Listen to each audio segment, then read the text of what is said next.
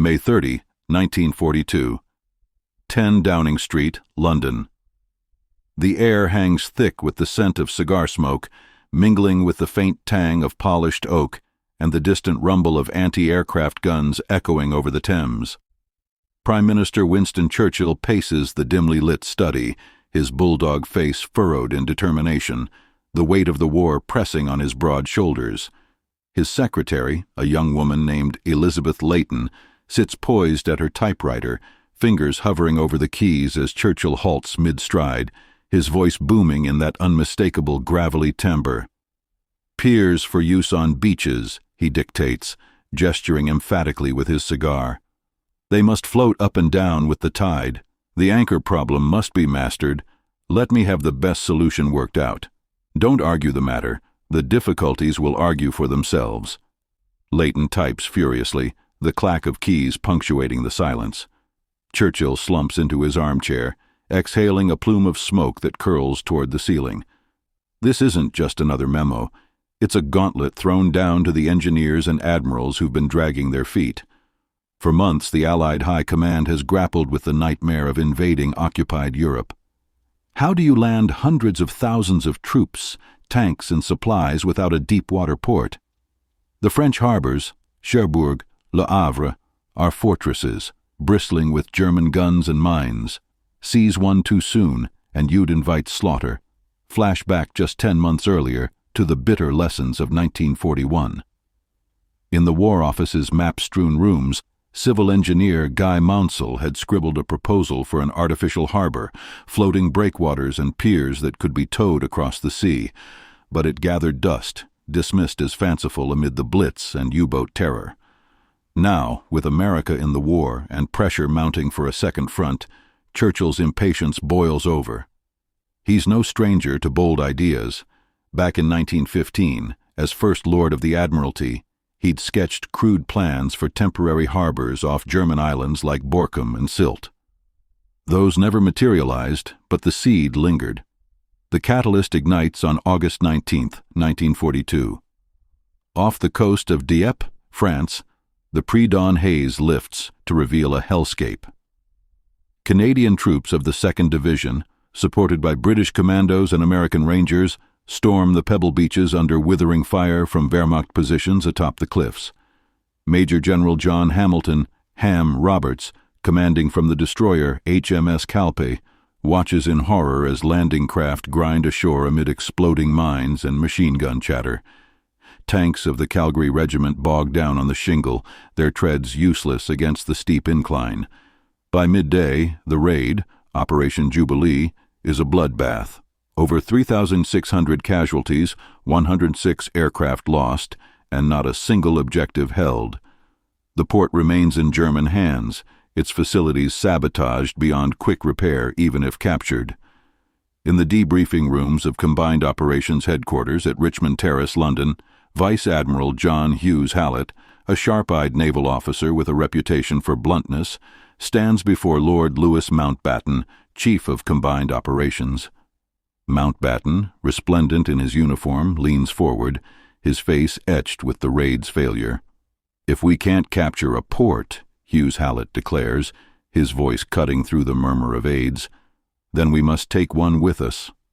The room falls silent. Mountbatten nods slowly. This is no joke. The Dieppe debacle has exposed the folly of relying on enemy harbors.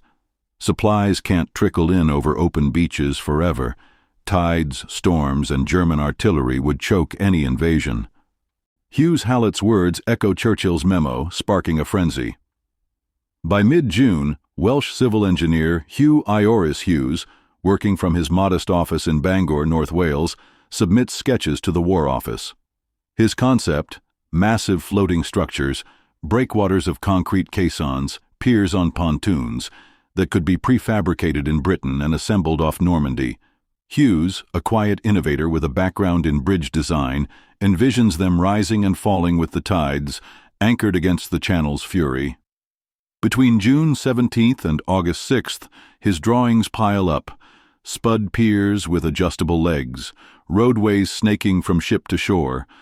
But skepticism reigns. In smoke-filled meetings at the Admiralty, engineers like Brigadier Bruce White of the Royal Engineers shake their heads. "Impossible," they mutter. The scale is staggering. Miles of floating steel and concrete, towed across 100 miles of U-boat-infested waters, all in secrecy. Materials are scarce. Britain's factories churn out tanks and planes, not fantasy ports. Yet Mountbatten presses on, outlining specs in autumn 1942, piers at least a mile long, handling 2,000-ton ships round the clock, in winds up to force 6. As winter descends, the idea coalesces. Hughes Hallett joins the Overlord planning staff as Naval Chief of Staff, bridging Navy and Army. Prototypes are whispered about, trials in remote Scottish bays. Churchill, ever the meddler, demands updates, his memos difficulties indeed arguing loudly. But in the dim glow of blackout curtains, a team assembles. Scientists like Professor J.D. Bernal, engineers like Major Alan Beckett. They're racing the clock, for Stalin demands action, and Hitler fortifies his Atlantic wall. Imagine it. You're there in the ops room, maps unrolled under flickering lamps, the scent of tea and tension thick. This isn't just engineering. It's defiance against the impossible. The Mulberry Harbors, as they'll come to be called, named after the code word for the project, are no longer a dream. They're the key to cracking Fortress Europe. November 1942. A fog-shrouded inlet near Loch Ryan, southwest Scotland. The chill wind whips off the Irish Sea, carrying the briny sting of salt and the metallic tang of fresh-welded steel.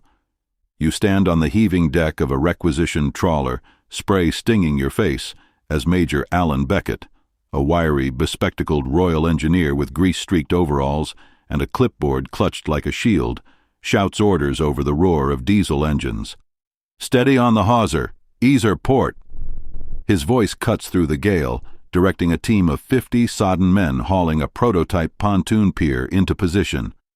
The structure, a 100-foot chain of interlocking steel boxes filled with concrete ballast, bucks against the waves like a reluctant beast, its rivets groaning under the strain. Beckett grips the rail, eyes narrowed against the horizontal rain. This is Phoenix Trial Number 1, the first real test of the Mulberry's spine. Months of Churchill's memo have birthed a hydra of designs. The Phoenix breakwaters, hulking concrete caissons, each the size of a 6-story building, to form a floating wall against the channel's fury. The whale roadways, flexible steel treadways spanning from ship to shore, and the spud piers, pontoon platforms with retractable legs to rise and fall 25 feet with the tide. Beckett's job? Make the pier survive a force 5 gale without splintering like matchwood. Below decks, in a cramped workshop lit by hissing acetylene lamps, draftsman Ron Harris sketches frantic revisions. Sparks fly from arc welders as shipwrights from camel-layered fuse plates thicker than your thumb. "It's mad," mutters Petty Officer Tom Riley, a Liverpool docker turned naval rigger, wiping sweat from his brow. "Tow these monsters 80 miles? They'll capsize before Dover." But Beckett, fueled by black tea and sheer will, iterates relentlessly. By dawn, the pontoon holds. Waves crash over it, but it floats, unbowed. Word filters south to London. At the Ministry of War Transport's requisition mansion in Savernick Forest, Wiltshire, Brigadier Bruce White pores over blueprints in a room wallpapered with tide charts and stress diagrams. White, a broad-shouldered veteran of Gallipoli bridges, slams his fist on the oak table. "Scale it up. We need 200 Phoenix units, 6 miles of breakwater per harbor." His team, 300 engineers crammed into Nyson huts, churns out specs, each caisson 200 feet long, 60 feet high, weighing 6,000 tons, sinkable on-site to form a crescent shield. Cost? $20 million, equivalent to 100 Spitfires. Resources? Scraped from bombed-out factories, with concrete mixed under blackout to evade Luftwaffe spies. Across the Pennines, in Teesside's shipyards, the behemoths take shape. You hear the thunder of pile drivers at Middlesbrough, where Foreman Jack Ellis oversees the Phoenix fleet. Flooded dry docks birth the first caisson, Unit A1. its walls poured in monolithic slabs. Like birthing elephants, Ellis grunts to his crew as cranes groan under the load. Secrecy is ironclad. Workers swear the Official Secrets Act, windows blacked out, convoys rolling at night. Code names cloak everything. Operation Mulberry, with harbors dubbed A for Arromanches and B for near Corseul. Winter trials intensify. December 1943, Oban Bay. Snow dusts the hills as Vice Admiral John Hughes Hallett, bundled in greatcoat, watches from HMS King Alfred. A whale roadway prototype unrolls from a Liberty ship, its chessboard steel mats clanging into place atop swaying beats. 60-foot pontoon floats, lashed end to end. Royal Marine bugler sounds carry on, and a line of Shermans rumbles ashore, treads chewing the metal without a buckle. "By God, it works," Hughes Hallett mutters, scribbling notes. But doubts linger. Anchors, 6-ton Danforth hooks, tested in 40-knot winds, drag like kites. Beckett redesigns overnight, kedge anchors with 10-mile warps. You feel the pulse quicken in Whitehall. Lord Mountbatten, chain-smoking in his Combined Ops HQ, bullies the Treasury for steel. "This isn't a harbor, it's the Second Front," he roars at Undersecretary Charles Williams. By spring 1944, 70 Phoenixes crowd the Mersey, towed in clusters by tugs like battered elephants on leashes. American allies, awed, contribute 23 more from their East Coast yards. Professor J.D. Bernal, the wiry physicist with a pipe clenched in teeth, consults on ballast. His calculations ensure the caissons sink upright, valves timed to the second. Yet sabotage whispers, a German agent caught near Southampton with Mulberry sketches. Security tightens, dummy convoys stage decoys off East Anglia. In Bangor, Hugh Iris Hughes refines the pierheads. 400-foot towers on legs, cranes swinging 30-ton nets of ammo. Trials at Langstone Harbor reveal flaws. Pontoons shear and cross seas. Beckett's fix. The Swiss roll. Coiled roadways floated across, unrolled under fire. As April blooms, the fleet masses. 326 lighters, 80 tugs, 200 dredgers, 7,000 vessels total for Neptune, the landings. You're amid the armada in the Solent, salt crusting your lips, the horizon bristling with Mulberry ghosts. Engineers like Beckett, sleepless, scarred hands bandaged, know the stakes. Fail, and Overlord starves on Normandy's sands. Succeed, and Europe cracks open. Dawn, June 6, 1944. Jower. The Normandy coast looms through the murk, a jagged silhouette under the thunder of naval barrage. From HMS Ajax, Rear Admiral William Tennant, Mulberry's naval overseer, a tall, unflappable figure in peaked cap, signals, "Commence assembly." You're ashore now, boots sinking in Gold Beach's bloodied sand, the acrid reek of cordite and burning vehicles thick. Paratroopers of the 6th Airborne hold the flanks. Infantrymen from the Durham Light Infantry dig in amid craters from 1,000-pound shells, but supplies lag. LSTs, landing ship tanks, beach at low tide, stuck till the next high. Otway's team leaps from LCIs, landing craft infantry, tools slung, acetylene torches, winches, diving gear. "Phoenix Line, form up!" he shouts over the whine of Stuka dives. Frogmen in wetsuits plunge into the 50-degree surf, guiding the first caisson, Phoenix No. 17, into position 1,000 yards offshore. Valves hiss open, seawater floods the compartments, and it settles with a seismic thud, bow wave surging shoreward. One by one they link, interlocking tongues and grooves, anchors biting the seabed. By noon, the breakwater arcs, a man-made reef defying 4-foot waves. Inland, chaos reigns. At Omaha, American Mulberry B faces hell.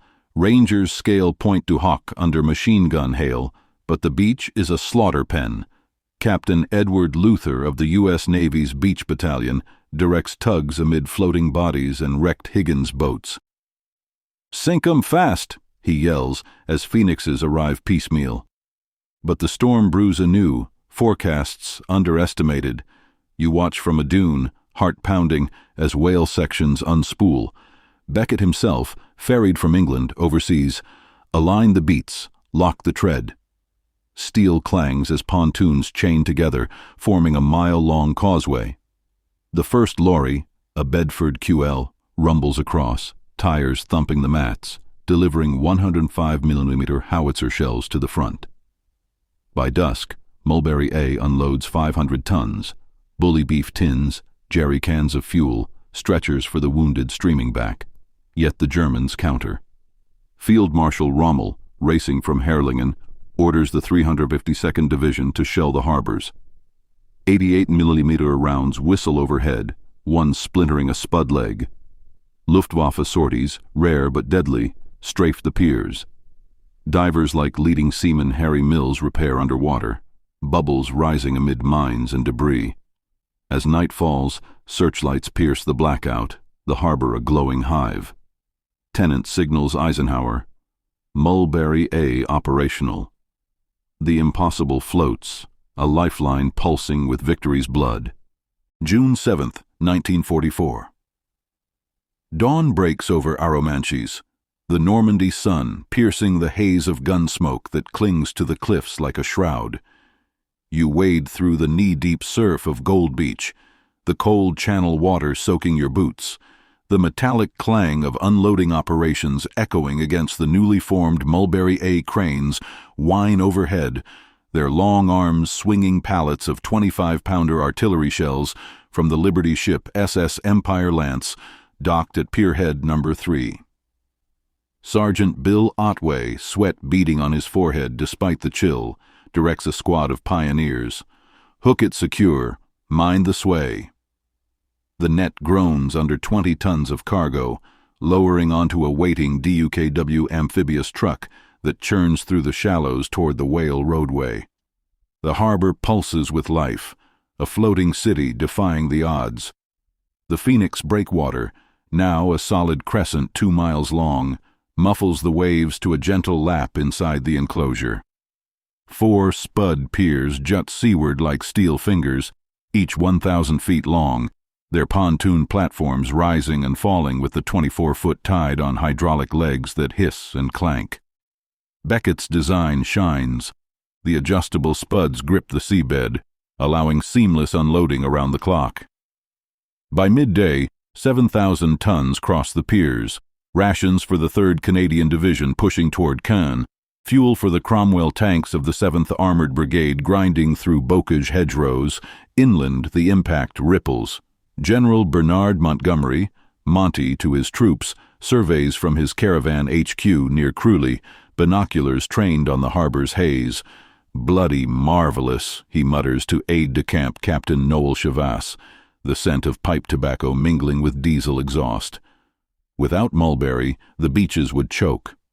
Open shore unloading at Juneau and Sword yields a trickle, bogged by tides and E-boat raids.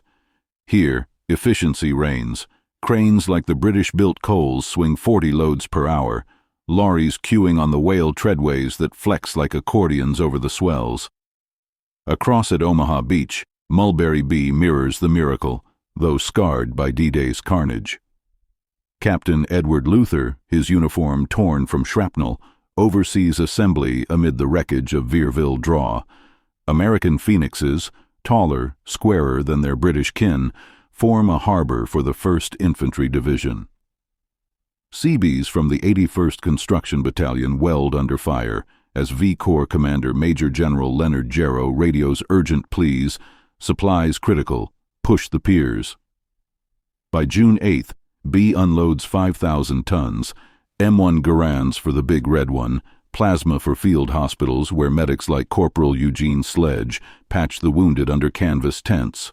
You feel the rhythm, a convoy of LSTs noses in, ramps dropping to disgorge M4 Shermans, their crews cheering as they rumble onto solid treadway.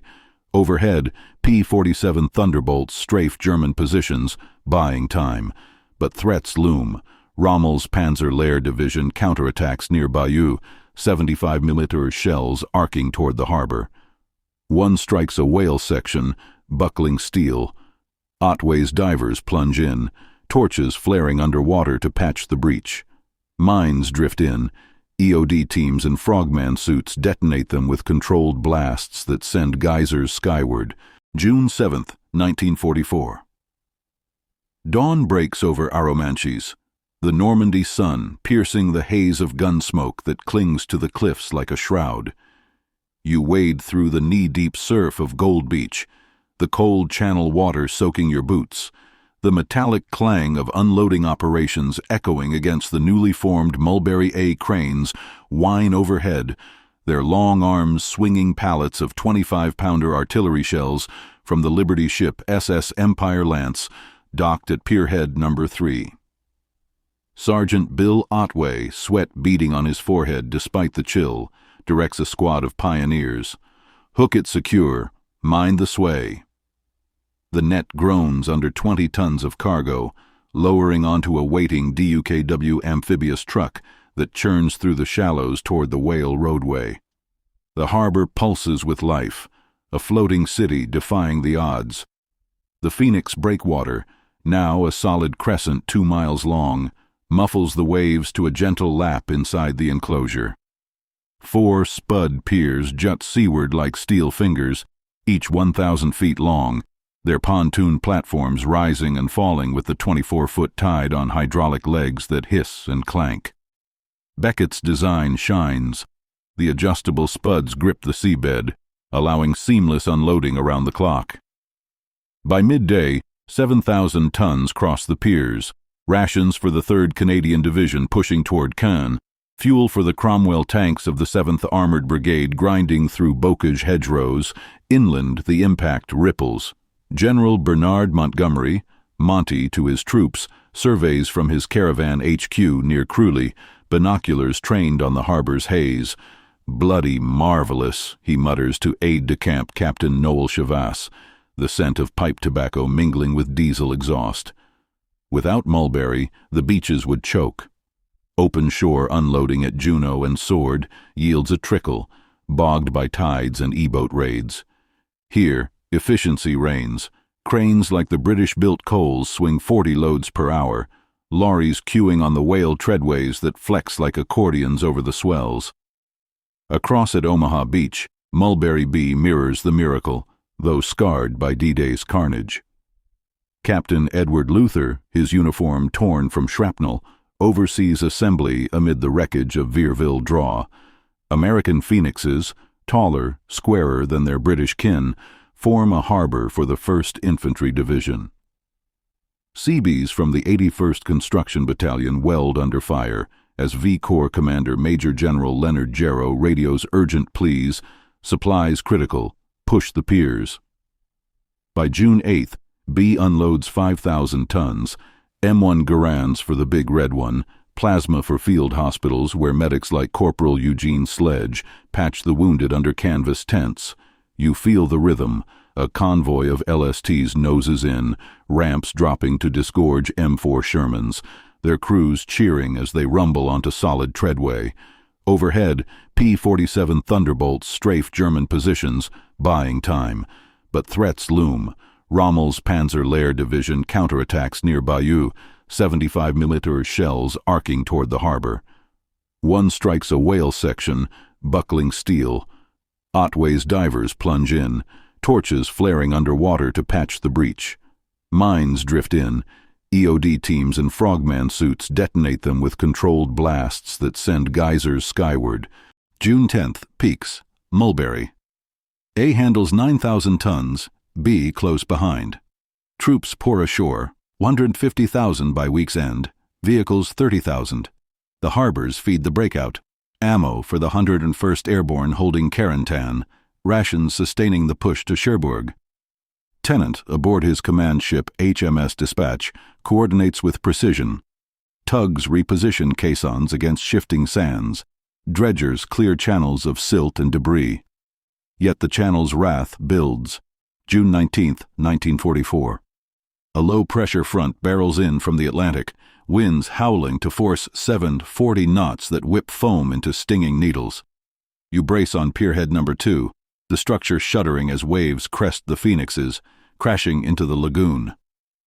"Secure the lines!" Otway yells, his voice lost in the gale. Tugs strain to hold formation, but anchors drag. Beckett's kites tear like paper. At Mulberry B, chaos erupts. American caissons, less robust in design, shear apart. One 6,000-ton unit capsizes, debris smashing into piers.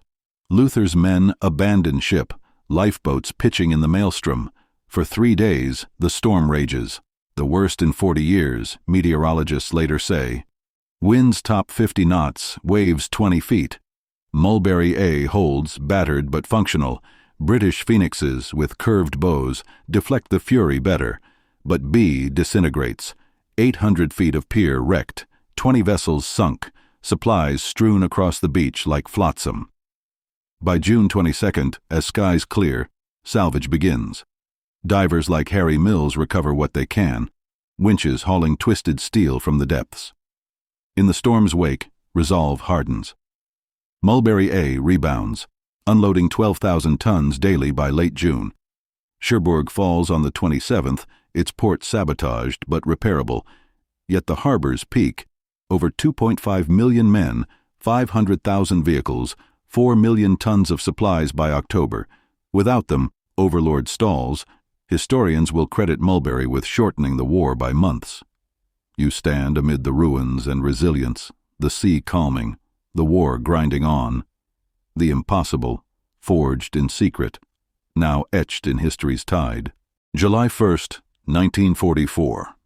The sun beats down on the makeshift quays of Mulberry A, the air thick with the rumble of engines and the sharp crack of cargo nets slapping against pier sides. You duck under a swinging crane arm on pierhead number 1, the steel deck plates warm underfoot, vibrating with the weight of a column of M3 half-tracks rolling ashore from the SS Fort Catin. Brigadier Bruce White, his uniform dusted with Normandy chalk, strides the Whale roadway, clipboard in hand, barking at a team of Royal Pioneer Corps laborers. Double the shifts. Monty's armor needs petrol now. The harbor, scarred by the great storm but unbowed, throbs like a heart, pumping 15,000 tons daily into the Allied veins. In the weeks following the tempest, reconstruction is relentless. Divers in brass helmets scour the seabed, hauling up twisted remnants of the American Mulberry B, now dubbed Mulberry Wreck, by GIs nursing grudges against the weather gods. At Omaha, salvage crews under Captain Luther repurpose surviving Phoenixes into a makeshift gooseberry breakwater, sheltering smaller craft. But it's Mulberry A that endures as the workhorse, its British-engineered caissons holding firm against lesser squalls.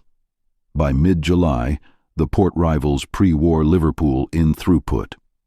20,000 troops disembark weekly, their boots thudding onto French soil amid cheers from war-weary locals waving tricolors from ruined farmhouses. You sense the shift. The beaches, once killing grounds, now logistics hubs. Inland, the supplies cascade. Crates of .303 rounds feed the Bren guns of the 51st Highland Division as they slug through Caen's rubble. Jerry cans of Avgas fuel Spitfires from the 2nd Tactical Air Force, their Merlin engines roaring over hedgerows laced with German snipers. General Omar Bradley, commanding the U.S. First Army, credits the harbors in dispatches to Eisenhower. Without them, we'd be scraping barrels by fillets. Cherbourg's capture on June 27th yields a sabotaged mess, docks mined, cranes toppled, but Mulberry bridges the gap, sustaining Operation Cobra's breakout. August 1944. Paris falls, and the harbor's role evolves. You watch from a jeep on the bluff above Arromanches, the harbor a distant mosaic of activity under a sky streaked with Allied contrails. Tennant's command ship signals reduced ops as Seine ports open, but Mulberry A persists, unloading until November. Total tally, over 2 million tons through A alone, eclipsing initial estimates. The American B, though crippled, contributes 600,000 tons before decommissioning, enough to arm Patton's Third Army for its dash across France. Flash to the planners' retrospectives. In London's War Office, Hughes Hallett toasts with Mountbatten over sherry. We took the port with us, as I said. The toll, 20,000 workers built the components, 45 firms from Vickers to Balfour Beatty poured the concrete. Casualties low, fewer than 100 in assembly, but the engineering triumph masks the human grit. Men like Beckett, knighted post-war, reflect on the whale that spanned tempests. Hughes, the Welsh visionary, sees his sketches immortalized in museums, yet controversies simmer. Critics in Westminster question the $30 million cost. Could it have bought more bombers?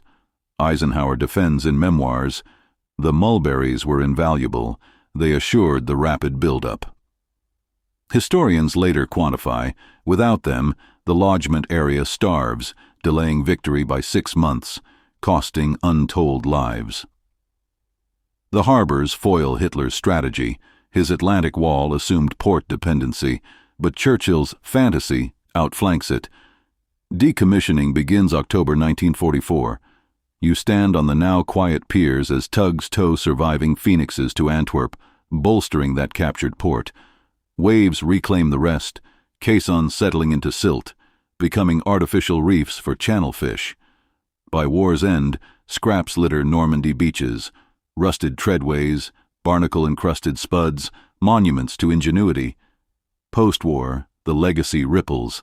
Mulberry inspires Cold War logistics, floating bases in Korea, Vietnam. Engineers like Otway return home, their stories fueling documentaries and books. Arromanches hosts a museum where veterans like Riley point to models. "We built the impossible, lads." You linger as dusk falls, the tide lapping at history's edge. From Churchill's memo to Berlin's fall, the mulberries weren't just harbors. They were the bridge to freedom, forged in secrecy, tested in storm, eternal in triumph. September 1945. The ruins of Arromanches stand silent under a crisp autumn sky, the once frantic harbor now a skeletal relic lapped by indifferent waves. You walk the weathered whale treadways, now half buried in sand and seaweed, your footsteps crunching over rusted bolts and barnacle-crusted steel. The Phoenix caissons loom offshore like ancient monoliths, their concrete scarred by shellfire and storms, home now to gulls wheeling overhead with piercing cries. A local fisherman, Henri Duval, mends nets on the beach, his weathered face lifting as he points with a gnarled finger. "Les pores artificiels. They saved us, but the sea takes back what it gives." The war is over. VE Day's euphoria fades into reconstruction, but here the mulberries whisper of what was wrought. In the months after decommissioning, the harbor's remnants become waypoints for returning troops. You join a group of veterans from the 50th Division, disembarking at Southampton, their eyes distant as they recount the miracle. Private Tom Riley, the Liverpool docker turned rigger, slaps a comrade's back. "Remember the gale? Thought we'd sink with the lot." Laughter mixes with solemn nods. They've seen Paris liberated, the Rhine crossed, Berlin in ashes, all fueled by those floating piers. Back home, engineers like Major Alan Beckett return to civilian life, his designs earning him the OBE in the King's Honors List. In quiet pubs, he sketches on napkins for wide-eyed locals. It wasn't magic, just maths and metal. Across the Atlantic, the American experience stings but instructs. In Washington, D.C.'s Pentagon corridors, Rear Admiral Homer Wallen reviews Mulberry B's autopsy. "The storm gutted us," he admits to aides over steaming coffee, maps spread under fluorescent lights. The U.S. Navy adapts. Future amphibious ops incorporate Beckett's flexible roadways, tested in Pacific atolls.